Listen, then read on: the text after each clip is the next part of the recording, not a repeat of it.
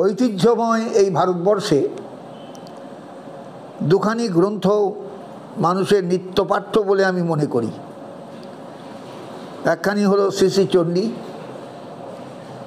আর আরেকখানি শ্রীমদ্ ভগবদ্ গীতা। যে কোনো মানুষ এই দুখানি গ্রন্থের সান্নিধ্যে যদি ঠিক ঠিক আসেন, এই দুখানি গ্রন্থকে যদি ঠিক ঠিক অনুসরণ করেন জীবনের প্রতিটা পদক্ষেপে, তাহলে তার জীবন দিব্যভাবে পরিচালিত হতে বাধ্য। আমরা কিন্তু দিব্যভাব কাকে বলে বুঝি না।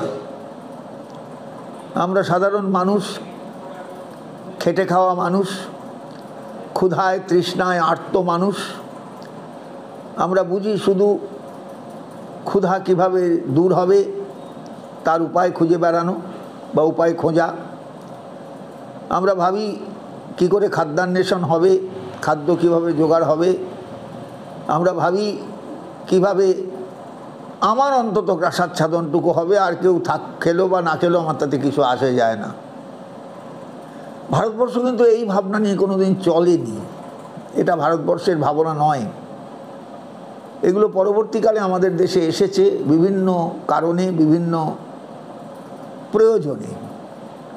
কারণ আমাদের এই দেশটার উপর দিয়ে বহু বিদেশি শক্তির আনাগোনা হয়েছে বহু সময়ে। বিভিন্নভাবে তারা এই দেশটাকে নষ্ট করবার চেষ্টা করেছে, বিভিন্নভাবে তারা এই দেশটাকে ভোগ করবার চেষ্টা করেছে, বিভিন্নভাবে তারা এই দেশটার সম্পদ লুণ্ঠনেরও চেষ্টা নিয়েছে। ফলত আমরা হারিয়ে ফেলেছি নিজেদের। আমরা একদম নিজেদের হারিয়ে ফেলেছি, আমাদের অতীত গৌরবকে ভুলে গিয়েছি। আমরা অতীতের যে বিরাট ভারতবর্ষের একটা অবস্থান পৃথিবীর বুকে, সেটা সম্পূর্ণ বিস্মৃত। আমরা ভুলে গিয়েছি সব। হ্যাঁ, যে কথা বলছিলাম, যে কথা বলবার জন্যই আজকে বসেছি, সে কথাটা হলো শ্রী শ্রী চণ্ডীর ওপর একটু আলোচনা। আমার স্নেহভাজন ছাত্র শ্রীমান অন্নয় আমাকে নিয়ে প্রায় বলতে গেলে পাকড়াও করে সে কিছু কিছু আলোচনা রাখতে চায়, ধরে রাখতে চায়। এবং যে সমস্ত মানুষের সময় কম, পড়াশোনার সময় কম, উপলব্ধির সময় আরও কম, তাদের যাতে সুবিধা হয় তার জন্য সেগুলো সে আধুনিক বিজ্ঞানের সহায়তায় মানুষের কাছে পৌঁছে দিতে আগ্রহী। তার সেই আগ্রহটা আমার ভালো লাগে। সেই কারণেই আমি গীতার আলোচনার সঙ্গে সঙ্গে বলেছিলাম চণ্ডীরও একটু আলোচনা রেখো। মানুষ চণ্ডীপাঠ শোনে। দুর্গাপূজা আসছেন তো সামনে, শারদীয়া দুর্গোৎসব ভারতবর্ষের তথা বাঙালির একটা বিরাট উৎসব। বাঙালিরই বলবো, ভারতবর্ষের উৎসব বলবো না, এটা বাঙালির উৎসব। ভারতের পূর্বাঞ্চলের একটা খ্যাত উৎসব।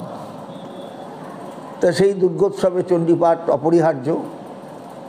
কারণ মায়ের পূজায় ফুলটা যেমন প্রয়োজনীয়, তেমনি চণ্ডীপাঠের আয়োজনটাও দরকারি, প্রয়োজনীয়।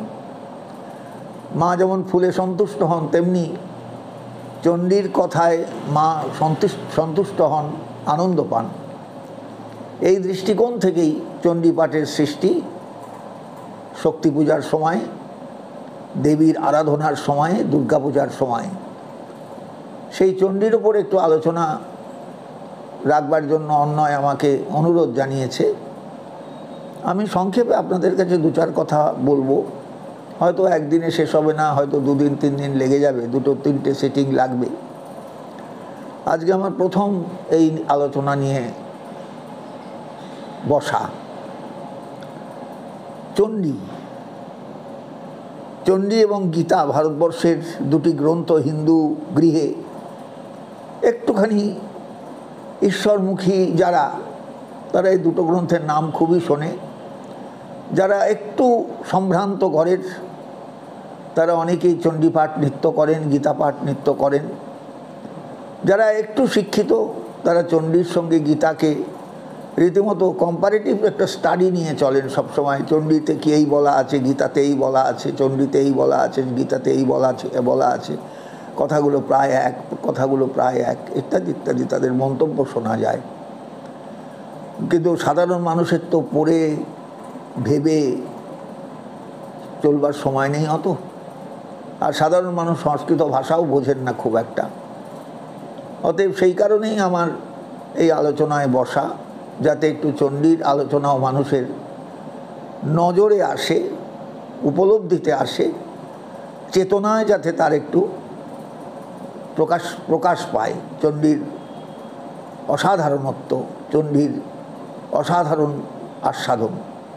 গীতা যেমন আমাদের ভারতবর্ষের এক মুখ্য গ্রন্থ, শ্রীমদ্ ভগবদ্ গীতা, তেমনি মার্কণ্ডেয় পুরাণোক্ত চণ্ডী, সেও কিন্তু আমাদের কাছে অত্যন্ত গুরুত্বপূর্ণ। দুর্গাপূজা সামনে আসছেন, দুর্গাপূজার সময় আপনারা দেখতে পাবেন প্রত্যেক পূজার স্থলিতেই, পূজার স্থানেই চণ্ডীপাঠ হচ্ছে, পুরোহিত করছেন, অথবা চণ্ডীপাঠের কোনো পাঠক এসে চণ্ডীপাঠ করে দিয়ে যাচ্ছেন। অর্থাৎ পুজোর ফুলটার যেমন প্রয়োজনীয়তা আছে দুর্গাপূজায়, তেমনি চণ্ডীপাঠেরও প্রয়োজনীয়তা আছে। এটাও মায়ের এক জাতীয় অর্চনা। মা চণ্ডী শুনলে সন্তুষ্ট হন, মা চণ্ডী শুনলে খুব তৃপ্ত হন। দেবী দুর্গা চণ্ডীপাঠে খুব তৃপ্তি পান বলেই চণ্ডীপাঠটা আমাদের কাছে খুব প্রয়োজনীয় এবং চণ্ডীপাঠ অত্যাবশ্যক। কিন্তু চণ্ডীটা কি? আমরা ভারতবর্ষের মানুষ, আমরা পুরাণ শাস্ত্র সম্পর্কে অবহিত হয়তো আছে অনেকেই। ভারতে 18খানা মহাপুরাণ প্রচলিত, 18খানা মহাপুরাণ, অষ্টাদশ পর্বে মহাভারত। 18 সংখ্যাটা একটা অদ্ভুত সংখ্যা। অষ্টাদশ পর্বে মহাভারত, 18টা মহাপুরাণ আছে, 18টা উপপুরাণ আছে। সেই 18খানা মহাপুরাণের মধ্যে একটা পুরাণ হলো মার্কণ্ডের নামাঙ্কিত চণ্ডী। এই মার্কণ্ডেয় পুরাণের অন্তর্গত, নামাঙ্কিত নয়, অন্তর্গত মার্কণ্ডেয় পুরাণের মধ্যেই আমরা চণ্ডী পাই। এবং এই চণ্ডীর প্রত্যেকটি অধ্যায় দুর্গাপূজার সময় পাঠ করা বিধেয় বলে শাস্ত্রকারেরা বা পূজার যারা উপদেশ দিয়েছেন বহু যুগ আগে, বহুকাল আগে, যে এইভাবে দুর্গাপূজা করবে, এইভাবে দুর্গাপূজা করতে হয়, সেখানেই চণ্ডীপাঠের একটা বিধি আছে যে মা চণ্ডীপাঠে প্রীতি লাভ করেন। একটা ফুল দিলে যেমন তার প্রীতি হয়, তেমনি চণ্ডীপাঠ তার সামনে করলে তিনি খুশি হন, প্রীত হন। এইটা হলো বিশেষ ব্যাপার। এই জন্য দুর্গাপূজার আসরে, দুর্গাপূজার সময়ে চণ্ডীপাঠটা বিধেয়। হয়তো সবসময় চণ্ডীপাঠ প্রতিদিন হয় না, মহাষ্টমীর দিন হয়, সন্ধি পূজার সময় হয়, কিংবা পূজার অন্তে পুরোহিত মহাশয় তো একটু চণ্ডীপাঠ করে নেন। এইভাবে নানা জায়গায় নানা মতে যার যেমন ক্ষমতা সে সেইভাবে চণ্ডীকে পাঠের বিষয়বস্তু করে তোলেন। অর্থাৎ চণ্ডী সম্পর্কে মানুষের একটা ধ্যান ধারণা দরকার। এই কারণে যে কেন চণ্ডীপাঠ হয়, চণ্ডীপাঠের কী কারণ, চণ্ডীপাঠের উদ্দেশ্যটা কী? উদ্দেশ্য দুর্গা প্রীতি। মাকে ফুল দিয়ে যেমন তার প্রীতি অর্জন করা হয়, তিনি যেমন পুষ্পে আনন্দ পান, রক্তচন্দনে আনন্দ পান, মন্ত্রে আনন্দ পান, স্তবে আনন্দ পান, স্তুতিতে আনন্দ পান, তেমনি চণ্ডীপাঠেও তিনি খুব তৃপ্তি লাভ করেন। অতএব তাঁর তৃপ্তির দিকে তাকিয়েই চণ্ডীপাঠ, তাঁর আনন্দের দিকে তাকিয়েই চণ্ডীপাঠ। আর তিনি আনন্দ পেলে তাঁর আশীর্বাদ ঝরে পড়বে আমাদের ওপর, এটাই আমাদের বিশ্বাস। তাই চণ্ডীপাঠটা দুর্গাপূজার একটা বিশেষ অঙ্গ। তাহলে প্রশ্ন আসবে, চণ্ডীটা কী? তাহলে চণ্ডীটা দেবী মাহাত্ম্য। আমরা গীতায় যেমন ভগবত মাহাত্ম্যকে পেয়েছি, ভগবানের মাহাত্ম্য যেমন পেয়েছি, ভগবানের নিজের মুখে কীর্তিত যে মাহাত্ম্য, সেই মাহাত্ম্য যেমন আমরা পেয়েছি, তেমনি চণ্ডীতেও দেবী জগদ্ধাত্রী, দেবী সর্বমঙ্গলা, দেবী দুর্গা, তার নিজের শ্রীমুখে তার মহিমার কথা আমরা জানতে পারি। কারণ জগৎটা দাঁড়িয়ে আছে শক্তি এবং শক্তিমান উভয়ের ওপর। বেদান্তে একটা সূত্র আছে, খুব মূল্যবান সূত্র। শক্তি শক্তিমতোর অভেদাত, শক্তি এবং শক্তিমান অভিন্ন। শক্তির থেকে শক্তিমানকে আলাদা করা যায় না। আগুন থেকে আগুনের দাহিকা শক্তিকে আলাদা করা যাবে না, কখনো আলাদা করা যাবে না। আগুন যেখানে থাকবে তার দাহিকা শক্তিটাও সেখানে থাকবে। তেমনি শক্তির সঙ্গে শক্তিমান, শক্তিমানের সঙ্গে শক্তি সর্বদার জন্য একাকার হয়ে থাকেন। এই শক্তিকে আরাধনা করতে যখন আমরা বসি দুর্গাপূজায়, শক্তির আরাধনা, বাঙালির একসময় দুর্গাপূজার প্রয়োজন হয়ে পড়েছিল যখন আমরা পরাধীন ছিলাম, আমাদের দেশটা পরাধীন ছিল, আমাদের কোনো স্বাধীনতা ছিল না। তখন বাঙালির অন্তরে জাগ্রত হয়েছিল মাতৃচেতনা, শক্তি চেতনা, যে মা তুমি আমার শক্তি দাও, বাহুতে তুমি মা শক্তির, হৃদয়ে তুমি মা ভক্তি, তোমারই প্রতিমা গড়ি মন্দিরে মন্দিরে, আমাদের সাহিত্যিকের ভাষা। তা বাহুতে তুমি মা শক্তির, হৃদয়ে তুমি মা ভক্তি, তোমারই প্রতিমা গড়ি মন্দিরে মন্দিরে। তা তিনি তো সব জায়গায় আছেন শক্তিরূপেই। আর সত্যি তো, শক্তি ছাড়া তো জগৎ অচল। একটা শিশুও দেখবেন, সে যদি চিৎকার করে না কাঁদে, মা তাকে দুধ দেবেন না। সারাদিন হয়তো বিছানায় সে শুয়ে খেলছে, যদি না কাঁদে সে, মা কখনো কোলে নিয়ে তাকে দুধ দেবেন না। হয়তো অনেকক্ষণ খায়নি, অনেকক্ষণ খাওয়ানো হয়নি, তাকে একটু কোলে নিয়ে দুধ দিলেন মা। কিন্তু সাধারণত মা মায়ের কাছে ব্যস্ত হয়ে থাকবেন যদি বাচ্চাটা না কাঁদে। তাহলে ওই কান্নাটা যেমন মাকে টেনে আনে, তেমনি মানুষেরও প্রয়োজন মাতৃশক্তির কৃপা লাভ করবার জন্য চণ্ডীর আরাধনা, চণ্ডীর উচ্চারণ। এও এক জাতীয় আহ্বান থাকে, এও এক জাতীয় সাধকের অন্তরের ক্রন্দন। মাগো, তোমার কৃপায় তো সব কিছু হয়, তুমি একটু কৃপা করো যাতে আমি দৃষ্টিশক্তি নিয়ে চলতে পারি সংসারে। তাই প্রত্যেক মানুষের জীবনে শক্তির আরাধনাটা কিন্তু একবারে অসম্ভব, মানে কি বলবো, কি ভাষায় বলবো, মানে প্রয়োজনীয়। শক্তির আরাধনা ছাড়া কখনো মানুষ সিদ্ধি লাভ করতে পারে না। বাহুতে তুমি মা শক্তির, হৃদয়ে তুমি মা ভক্তি।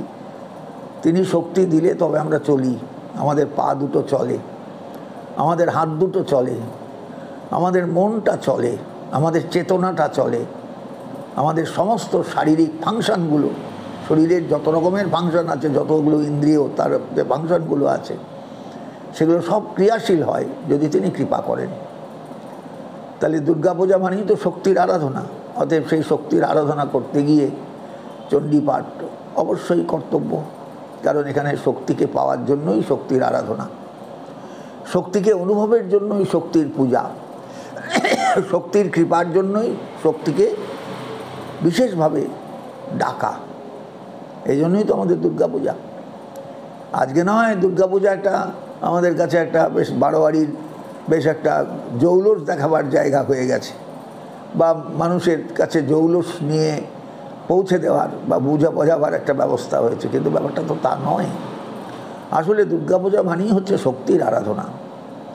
সারা বছরের জীর্ণতা, সারা বছরের ক্লেদ, সারা বছরের কষ্ট, সারা বছরের দুঃখ, সারা বছরের যন্ত্রণা, সারা বছরের হাহাকার, সব কিছুকে কাটিয়ে উঠতে গেলে যে ভয়ঙ্কর শক্তির দরকার, সেই শক্তি যদি তিনি না যোগান, মানুষের কি ক্ষমতা আছে যে এই ভয়ঙ্কর এই সংসার পার হয়ে যাবে? সে সংসার উত্তীর্ণ হবে, সংসারের বিভিন্ন বিপদের জাল থেকে সে মুক্তি পাবে। অতএব মানুষের সে ক্ষমতা নেই, মানুষ সে ক্ষমতার অধিকারী নয়। মানুষ একটা জীব, সাধারণ জীবের মতন। মানুষও একটা সাধারণ জীব, হয়তো শক্তিটা তার একটা গঙ্গা ফড়িংয়ের চেয়ে অনেক বেশি, কিন্তু তাহলেও সেও কিন্তু ওই গঙ্গা ফড়িংয়ের মতনই একটা জীব। জগতে এসেছে, এক ধাক্কায় সে কিন্তু হারিয়ে যেতে পারে, কোথায় যে হারিয়ে যাবে তার আর খুঁজে পাওয়া যাবে না। কাজেই যদি আমাদের সত্যিই আমাদের নিজের সত্তাটাকে জানতে হয়, সত্তাটাকে চিনতে হয়, সত্তাটাকে ভাবতে হয়, সত্তাটাকে বুঝতে হয়, তাহলে এই শক্তির আরাধনাটা জীবনে দরকার। সেই শক্তির আরাধনাই কিন্তু দুর্গাপূজা। দুর্গাপূজা মানে একটা উৎসব নয়, দুর্গাপূজা মানে মাইক বাজানো নয়, দুর্গাপূজা মানে ব্যান্ড বাজানো নয়, দুর্গাপূজা মানে হই হই করে নাচাকোদা নয়।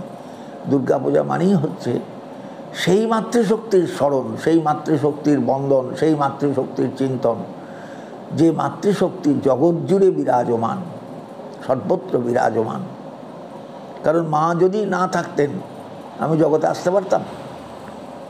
সংসারে কোনো জীব আসতে পারতো মা যদি না থাকেন? তাহলে মায়ের প্রয়োজনটা সর্বাগ্রে, সকলের আগে মায়ের প্রয়োজন।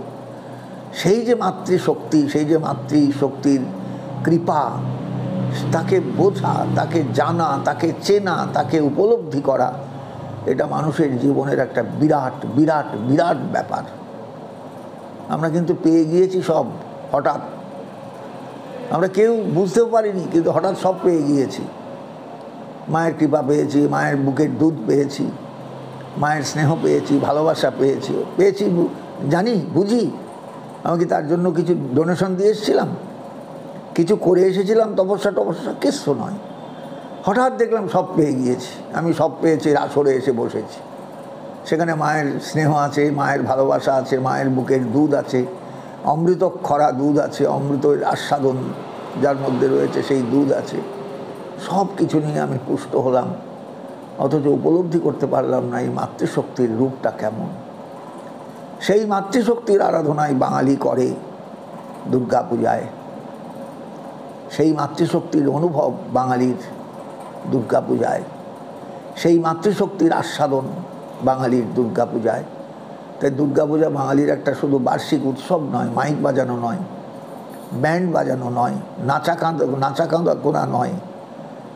দুর্গা পূজা বাঙালির এক অন্তরের উৎসব, আন্তর উৎসব, যে উৎসব তাকে সারা বছরের রসদ যোগায়, সারা বছরের রসদ যোগায়। কী রসদ? বেঁচে থাকার রসদ। কী রসদ? এগিয়ে চলার রসদ। কী রসদ? অপরের ভালো মন্দ এগুলো ভেবে প্রত্যেকের ভালো যাতে হয় সেই ভাবনার রসদ। এটাই হলো আমাদের কাছে সবচেয়ে বড় জিনিস, এটা ভাববার। তাই আসুন, দুর্গা পূজার আগেই, দুর্গা পূজা আসছেন সামনে, বার্ষিক শরৎকালীন দুর্গা পূজা, দুর্গোৎসব। এককালে তো শরৎকালীন দুর্গোৎসব ছিল না, আমরা বসন্তকালে দুর্গোৎসব করতাম। এখনও বসন্তকালে দুর্গা পূজা হয়, বাসন্তী পূজা যাকে বলা হয়। শরৎকালের দুর্গা পূজা পরবর্তীকালে, এবং পরবর্তীকালে হয়েছিল প্রয়োজনে। রাজা সুরত করেছিলেন যে না, আমাকে বাঁচতে গেলে মায়ের কৃপার প্রয়োজন আছে। তাই আমাদেরও যদি বাঁচতে হয়, আমাদেরও যদি টিকে থাকতে হয় এই সংসারে, এই ঝড় ঝাপটার মধ্যে, দুঃখের মধ্যে, উত্থান পতনের মধ্যে যদি টিকে থাকতে হয়, তাহলে মায়ের কৃপাটা আমাদের জীবনে দরকার। তাই মাতৃচরণে শরণাগতি, মাতৃচরণে একান্ত শরণাগত হয়ে পড়ে থাকার মতন যে একটা যোগ্যতা, সেই যোগ্যতা আমাদের অর্জন করতেই হবে। এই হলো দুর্গাপূজার প্রাক প্রস্তুতি। শুধু ঢাক বাজালাম, ঢোল বাজালাম, বিরাট মূর্তি আনলাম, ধেই ধেই করে নাচলাম, এটা দুর্গাপূজা নয়। এটা অন্তর থেকে করতে হবে। যা দেবী সর্বভূতেষু মাতৃরূপেণ সংস্থিতা, নমস্তস্যৈ নমস্তস্যৈ নমস্তস্যৈ নমো নমঃ। তিনি সকলের মধ্যে মাতৃরূপে আছেন। শুধু আমার ঘরের মা নন, জগতের যত মাতৃরূপ, যেখানে মাতৃরূপ, একটা পাখির মা, একটা শুয়োর তার যে মা, একটা হরিণ তার যে মা, একটা বাঘ তার যে মা, সব জায়গায় মাতৃরূপে, মাতৃশক্তিরূপে তিনি বিরাজমান। ভাবতে পারবেন জায়গাটা, যে শক্তিতত্ত্বের মাতৃরূপটা কেমন, স্নেহ কেমন, ভালোবাসা কেমন।